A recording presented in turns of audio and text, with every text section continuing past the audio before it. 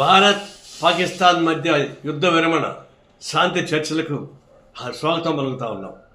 ఇది ఒక విధంగా ఎప్పుడైనా యుద్ధం అనేది మానవాళికి వ్యతిరేకమైంది. అంటే టెర్రరిస్టులు ఇంకా ప్రమాదకారి. అందరూ టెర్రరిస్టులను అంతం చేయడానికి కావాల్సిన ఏర్పాటు చేయాల్సిందే.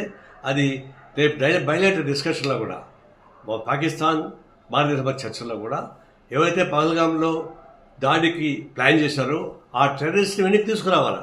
ఎందుకంటే గతంలో బాంబేలో హోటల్ పైన దాడి చేసిన టెర్రరిస్ట్ వెనక్కి తీసుకొచ్చారు కదా, అదే పద్ధతుల్లో వీళ్ళని కూడా టెర్రరిస్ట్ కూడా వెనక్కి తీసుకోవాల్సిన అవసరం ఉంది. దాన్ని బయట డిస్కషన్ పెట్టాలి. ఇంకొకటి, ఇప్పుడు శాంతి చర్చలు కొనసాగిస్తున్నాయి కదా, మరి ఒకప్పుడు నేను చెప్పిన దాన్ని నాకు నారాయణ పాకిస్తాన్కి పంపించాలని చెప్పేసి కొంతమంది బీజేపీ నాయకులు అవాక శాఖలు వాగారు.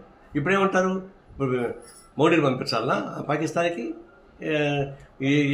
అనేక మంది చనిపోయారు, 26 మంది చనిపోయారు, ముఖ్యపక్షాన్ని పెళ్లి చేయడం సరిపోయింది.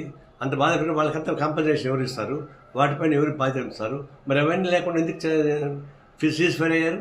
ఎందుకు పీఓకి ఎందుకు ఆక్రమించుకోవడం ఇష్యూ చేశారు? ఇవన్నీ చూసినప్పుడు మీరు టాక్టిఫుల్గా భారతదేశం అడ్డం పెట్టుకొని చేసే వ్యాపారం తప్పకుండా నాకేం కనపడలేదు. సిన్సియర్గా మేము టెర్రరిస్ట్ మీద దాడి చేయమని గట్టిగా చెప్పిన దానికి మమ్మల్ని అపార్థం చేసుకుంటారా? మేము తీవ్రంగా నిరసిస్తున్నాం. ఈ శాంతి చర్చను స్వాగతిస్తా ఉన్నాం.